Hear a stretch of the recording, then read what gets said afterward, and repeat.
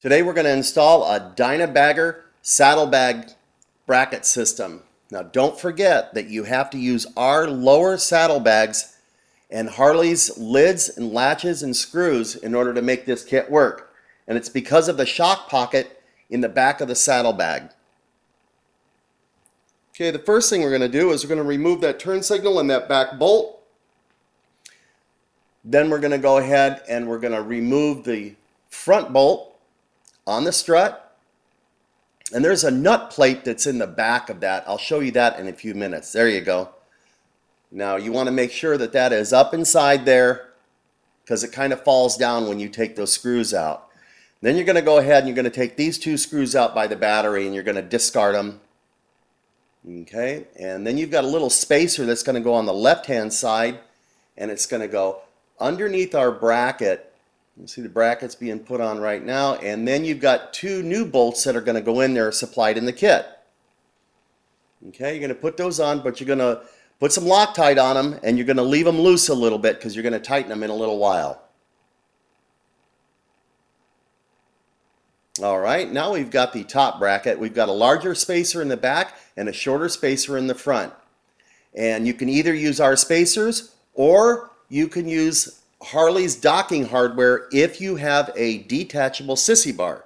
So you wouldn't use both of them with the detachable sissy bar. You're going to use either the spacers or the docking hardware. Okay, we're going to go ahead. We put some Loctite on them. We're going to tighten those all up. Those are going to get tight right now. All right, and then we got some more Loctite. Always use Loctite.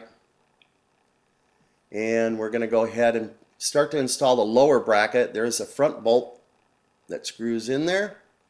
And then we've got two bolts in the back. I'm going to take and all the bolts are included in the kit, along with the Zeus fasteners that go in the saddlebag and hold the saddlebag to the brackets. So you can go ahead and tighten all that up. All right, and then you've got, these are the receptacles where the Zeus fasteners attach to the bags. Okay, and you're going to leave those just snug a little bit so you can move them around to get the saddlebag just perfect in there. Okay, see how they move around quite a bit? All right, then you've got the U-bracket that goes around the back, and what that does is that stabilizes the bags from left to right. So you want to put those in there, make sure you get the Loctite in there, and you're going to tighten those up real tight. Okay.